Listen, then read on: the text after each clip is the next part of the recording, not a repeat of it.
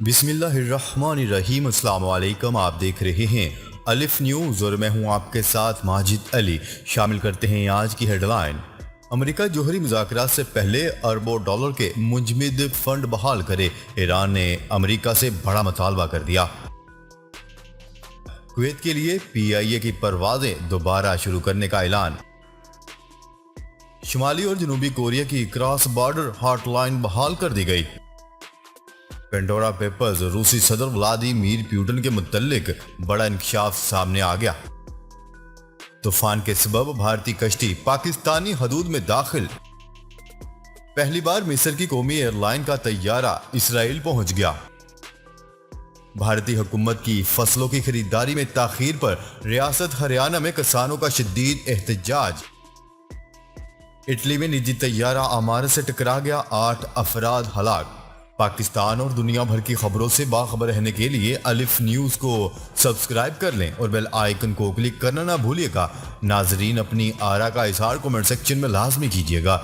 Head lines آپ نے جانی، اب بڑھتے ہیں خبروں کی تفصیلات کی طرف۔ ایران نے مطالبہ کیا ہے کہ امریکہ جوہری مذاکرات کی بحالی چاہتا ہے تو پہلے 10 ارب ڈالر کے منجمد فنڈز کو بحال کرے۔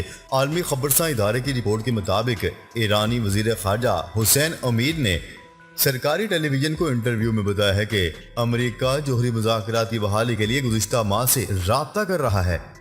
ایرانی وزیر خارجہ نے مزید بتایا ہے کہ نیو یارک میں اقوام متحدہ کی جنرل اسمبلی اجلاس کے دوران بھی امریکہ نے مختلف ذرائع استعمال کرتے ہوئے رابطے کی کوشش کی، تاہم ہم نے ان ذرائع پر واضح کر دیا ہے کہ پہلے امریکہ کو ایران کے منجمد فنڈز جاری کر کے اپنی سنجیدگی دکھانا ہوگی۔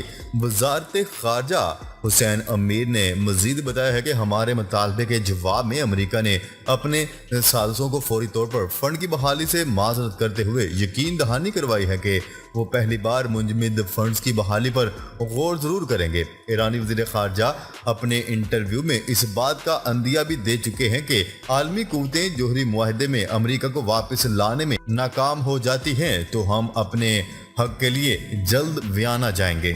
خیال رہے کہ ایران بینکنگ اور توانائی کے شعبے پر عائد امریکی پابندیوں کے باعث غیر ملکی بینکوں میں تیل اور گیس کی برآمدات سے حاصل ہونے والی اربوں ڈالر کی اپنی رقوم اور اثاثے نہیں نکلوا سکتا۔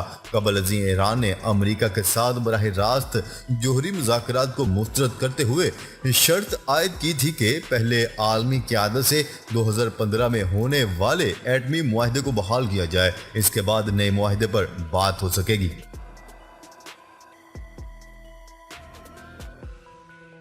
خبر کے اگلے حصے میں بات کرتے ہیں۔ قومی ایئر لائن پی آئی اے نے کویت آپریشن کا دوبارہ آغاز کر دیا۔ پاکستانی جہازوں اور پائلٹس پر کویت نے خود ساختہ پابندی لگا رکھی تھی۔ پابندی کے باعث قومی ایئر لائن کویت نہیں جا سکتی تھی، جبکہ کویتی ایئر لائن آزادانہ پاکستان پرواز کر رہی تھی۔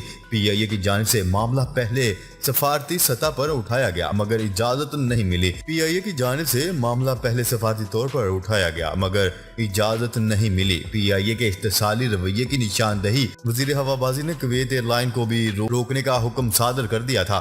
Pakistan civil aviation authority C A A نے کویتی سول ایویشن اتھارٹی کو خبردار کیا تھا کہ اگر پاکستان انٹرنیشنل ایئر لائن پی آئی اے کی پروازوں کو کویت میں آپریشن کی اجازت نہیں دی گئی تو کویتی ایئر لائن بھی پاکستان نہیں آ سکے گی۔ حکومت پاکستان اور سول ایویشن کے دباؤ سے قومی ایئر لائن کو بھی کویت آپریشن کی اجازت مل گئی۔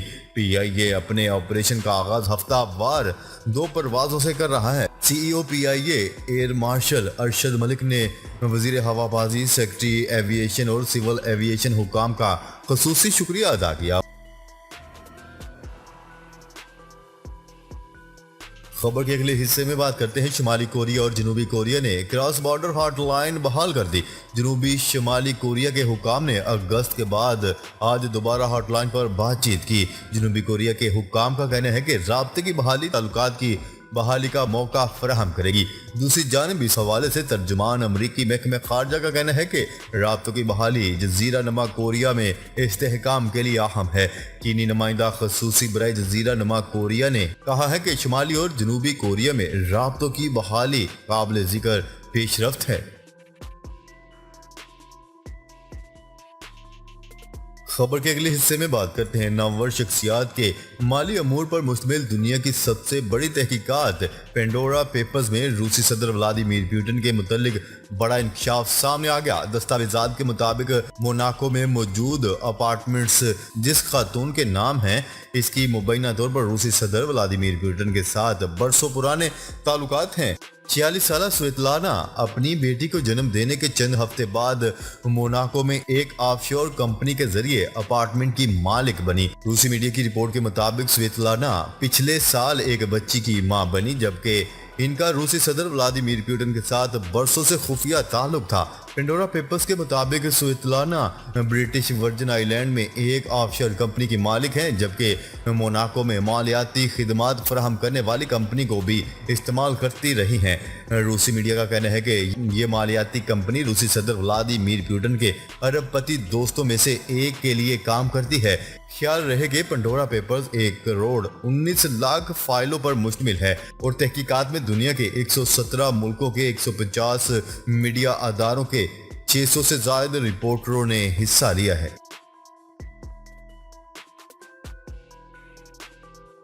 खबर के अगले हिस्से में बात करते हैं बहरा अरब में तूफान गुलाब की शिद्दत का शिकार होकर भारतीय कश्ती पाकिस्तानी हदूद में दाखिल हो गई, जिसे पाकिस्तान की निजी साल्वेज कंपनी सी मैक्स ने अथॉरिटीज के ताउन से रेस्क्यू कर लिया। मीडिया रिपोर्ट के मुताबिक तूफानी लहरों का शिकार कश्ती मुंबई की बंदरगाह से खलीज रियासत जा रही थी। मालबरदार कश्ती पर 8,900 टन चूने का पत्थर लदा हुआ था। कश्ती को एक टगबोट से खींचकर ले जाया जा रहा था।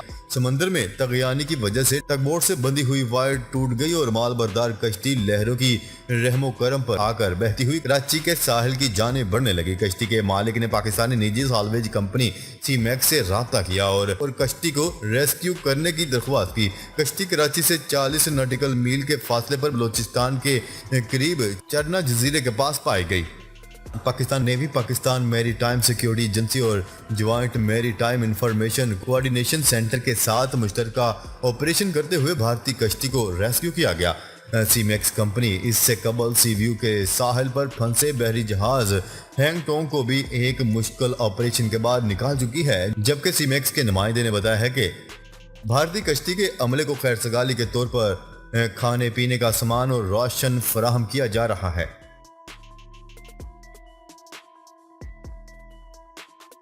मिस्र की कौमी फजाई कंपनी का तैयारा तारीख में पहली मर्तबा इसराइल की सरजमीन पर पहुंच गया। इसराइल ने इस परवाज को तारीखी करार दे दिया। ख्याल रहे कि मिस्र ने 1989 में ही इसराइल को तस्लीम कर लिया था, इसलिए इसराइल के साथ सालों से ही इसके ताल्लुकात कायम है। इसी मुआहिदे के तय पाते ही दोनों ममालिक के दरमियान बराह रास्त परवाजों का भी आगाज हो गया था। ताहम मिस्र की निजी फजाई कंपनी एयर सीना की परवाजें ही इसराइल आती जाती रहीं। कोई सरकारी तैयारा आज तक यहूदी सरजमीन पर नहीं पहुंचा था।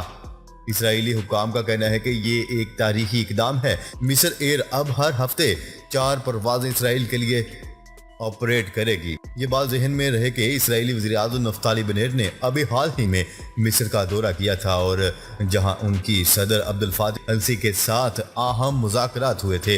इन मुज़ाकरात में परवाजें शुरू करने का भी फैसला किया गया था। नफ्ताली बेनेट ने बाद अज़ां जारी होने वाले बयान में कहा था कि हमने मिस्र के साथ इंतहाई मजबूत ताल्लुकात की बुनियाद रख दी है। एक अंदाजे के मुताबिक हर साल इसराइल के सियाह बहिरा अहमर, सहराए सीना और फ़िरौन के ज़माने के तारीखी मकामात देखने के लिए मिस्र का दौरा करते हैं।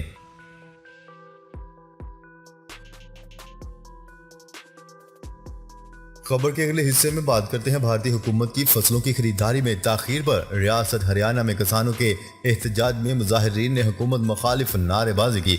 झड़पों और गाड़ी तले रोंदे जाने से 8 किसान हलाक हो गए। करनाल, अंबाला और सरसरा में मुजाहिरीन और पुलिस के दरमियान झड़पें हुई। रिपोर्ट्स के मुताबिक किसानों ने पुलिस की रुकावटें तोड़ डाली। खबरसां एजेंसी की रिपोर्ट के मुताबिक मुजाहिरीन को मुंतशिर करने के लिए पुलिस ने वाटर कैनन का इस्तेमाल किया। बताया गया है कि मोदी हुकूमत ने खरीफ की फसलों की खरीदारी 1 अक्टूबर से 11 अक्टूबर को दी थी। एहतजाज के बाद हरियाणा हुकूमत ने 3 अक्टूबर से फसलों की खरीदारी शुरू करने की इजाजत दी। उत्तर प्रदेश के शहर लखनपुर में भारतीय वजीर मुमलिकत बराए दाखिला अजय मिश्रा के बेटे ने एहतजाज करने वाले 5 किसानों को गाड़ी के नीचे कुचलकर हलाक कर डाला।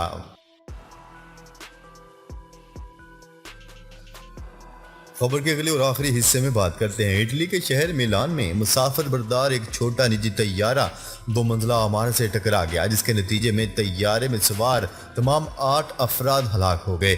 عالمی خبرساں ادارے کی رپورٹ کے مطابق اٹلی کے شمالی شہر میلان میں ایک چھوٹے طیارے نے لنارڈ سٹی ہوائی اڈے سے جزیرے سرڈینیا کے لیے اڑان بھری تھی، تاہم کچھ ہی دیر بعد طیارہ ایک خالی عمارت سے ٹکرا گیا۔ حادثے سے عمارت اور قریب کھڑی گاڑیوں میں آگ بھڑک اٹھی۔ فائر فائٹر کے عملے نے طیارے میں لگی آگ پر 1 گھنٹے کی مشق کے بعد قابو پایا۔ طیارے کے ملبے سے 8 افراد کی لاشیں نکالی گئی ہیں۔ حادثے کی وجہ کا تعین نہیں کیا جا سکا۔ ایوییشن نے انکوائری کمیٹی تشکیل دے دی۔ جی تو ناظرین، اب تک کے لیے اتنا ہی۔ مزید خبریں لے کر بہت جلد آپ کی خدمت میں حاضر ہوں گے۔ تب تک کے لیے اپنا خیال رکھیے گا۔ اللہ نگہبان۔